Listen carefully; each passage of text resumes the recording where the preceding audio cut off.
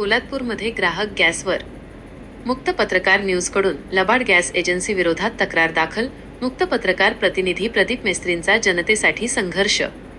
देशभरामध्ये सरकारच्या नाकर्तेपणामुळे शासकीय यंत्रणेचा अंधाधुंद कारभार सुरू असताना आणि त्याबाबतीत जनतेची दिशाभूल करण्यासाठी सर्व काही आलबेल असल्याचे ढोल बडवणाऱ्या भाजप सरकारचा कारभार रायगड जिल्ह्यातील पोलादपूरमध्ये उघडानागडा झाला आहे आणि सरकारने जनतेचा चालवलेला छळ समोर आला आहे.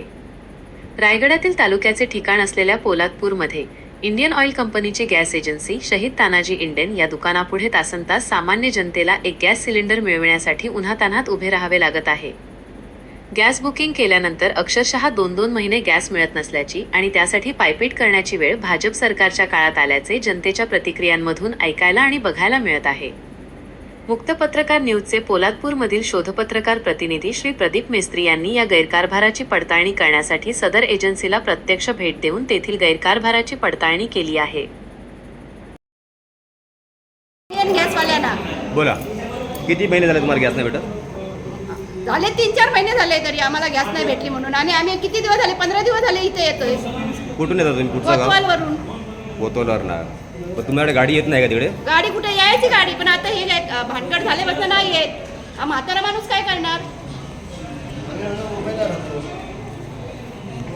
एक तर कारपणची बाई वैतागून गेली उभी राहून.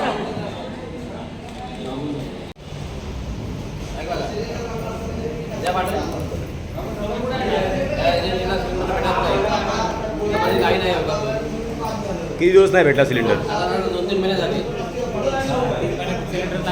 तुम्हाला बुकिंग केल्यानंतर दुसरी प्रोसेस होते. ती लाईन लावायला लागते. बाकीच्या गाड्या आहेत. किती दिवस नाही सिलेंडर भेटला? 50 दिवस झाले तरी भेटला नाही. मावशी, किती दिवस नाही सिलेंडर भेटला? बोला. किती किती महिने? किती महिने नाही, 4 गाड्या येऊन गेल्या तरी पण भेटला नाही. तरी पण भेटला नाही. बोला माऊली, नमस्कार. सिलेंडरचं काय, आम्हाला 45 दिवसांनी सिलेंडर मिळले जातात. किती लाईनीत उभे किती राहून- महिने नाही भेटला? 45 दिवसाशिवाय रिफिल होत नाही. किती महिने नाही भेटला? आता दीड महिने 2 महिने झाले सिलेंडर भेटले नाही. माऊली बोला, किती महिने नाही भेटला सिलेंडर? किती महिने नाही भेटला? किती महिने नाही भेटला सिलेंडर? 2-3 महिने आले आता. तरी पण भेटला नाही. दादा तुला? फर्स्ट टाईम आहे इथं काही समजे नाही काय चाललंय. इतकी वेळ लाईन वगैरे लागली, काय व्यवस्थापन नाही. वरनं आतमधले एम्प्लॉईज वगैरे येऊन बोलते तुम्ही घरी वगैरे करत जा बुकिंग. हे काय घरी रिफिलिंग करा म्हणतात. ते होते का रिफिलिंग? घरी रिफिलिंग होते का? घरी रिफिलिंग होत नाही. इथं आल्यानंतर जवळजवळ 4-4 तास लाईनला उभं राहून सुद्धा बाटल्या लोकांना भेटत नाहीत. आणि यांचा सगळा आणला कारभार आहे. त्यामुळं ह्या पब्लिकला काहीतरी सुव्यवस्था करा, नाहीतर हे सेंटरवरून बंद करून टाका. आणि त्यांच्या ताब्यात जी स्कीम आहे ती त्यांच्या ताब्यात द्या आणि बंद करून मोकळं व्हा. किती महिने नाही भेटला तुम्हाला सिलेंडर? मला 2 महिने झाले. परवा येऊन परत गेलो, परवाच्या दिवशी येऊन परत गेलो, काल परत येऊन बुक केला. हा परवाच्या दिवशी एक बुक केला. तुम्हाला काय वाटतं? 10 दिवसाची तुमची कॅन्सल झाली. बुकिंग करून पण बुकिंग नाही. 10 दिवसांनी म्हणतात कॅन्सल झाली. त्याच्या अगोदर तुम्ही येऊन घ्या पाहिजे. इथं आलं तर माल भेटत नाही यांच्याकडं. बर, त्या दिवशी बुकिंग करायला आलो होतो तर ती म्हटली घरून बुकिंग करा.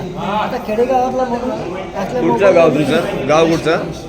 होंडा डोंगरात गाव असल्यामुळे तिथं रेंज येत नाही. घोगरेगाव. आपण तुर्बेकोंडा. हां. आपण दुसऱ्याकडून हे करणार. आता ओपीटी नंबर आला नाही, आम्हाला काय करणार? अच्छा. आता ते इथं बुकिंग करायला आलो तर तुम्ही घरून करा. इथं त्या पण दिवशी घरून करा म्हटल्यावरती बुकिंग होते का तुमची? रेंज होत नाही. रेंज नसल्यामुळे तुम्हाला गॅस पण मिळत नाही. किती महिने झाले? किती महिने झाले तुम्हाला? किती महिने झाले गॅस नाही भेटला? आता 3 महिने आले. 3 महिने झाले. हां, बोला, काय वाटते तुम्हाला? सर्वसाधारण शेतकरी जो आहे, अशिक्षित आहे, त्याने तिथनं घरनं कुणाकडनं बुक केला तर त्यांना काय त्याचा DSC नंबर कळत नाही. बरोबर. आणि मागवला तर म्हणतात तुमचा इथं येऊन करून जा. तिथनं म्हणतात इथं आल्यानंतर म्हणतात तुम्ही घरून करा. म्हणजे लोकांना सुविधा काहीच नाही ह्याच्यापासून. आणि ही सुविधा असावी ज्या एखाद्या समजा पितळवाडीपासून आतमध्ये 50-1 लोकांचं जर बुकिंग झाले तर तुम्ही तिकडे गाडी पाठवा म्हणजे ही लाईन लागणार नाही ना. बरोबर, म्हणजे प्रत्येक गावोगावी त्यांनी डिवाइड करायला पाठवलं पाहिजे पाहिजे. की बाबा हे आमकाम गावामध्ये एवढे हा. आहे ते एवढे ते व्हायलाच पाहिजे. व्हायला पाहिजे आणि ते हे पण करत ते नाहीत. होत नाहीत. हा. ते डायरेक्ट दुकानात या. त्यासाठी त्यांनी इथं येऊन लोकांना नागरिकाला देऊ नये. बरोबर.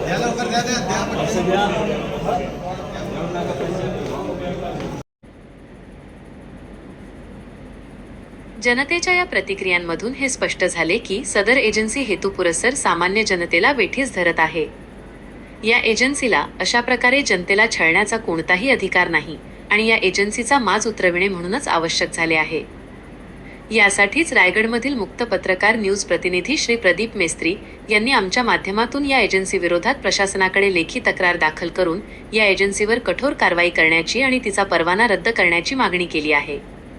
येथील ग्राहकांनी पुढील अपडेटसाठी आमच्या ग्रुपवर राहावे आणि भविष्यात आपल्यावर होणाऱ्या अन्यायाविरोधात आमच्या साथीने आवाज उठवावा. मुक्त पत्रकार न्यूज नेहमीच यासाठी आपल्यासोबत राहील.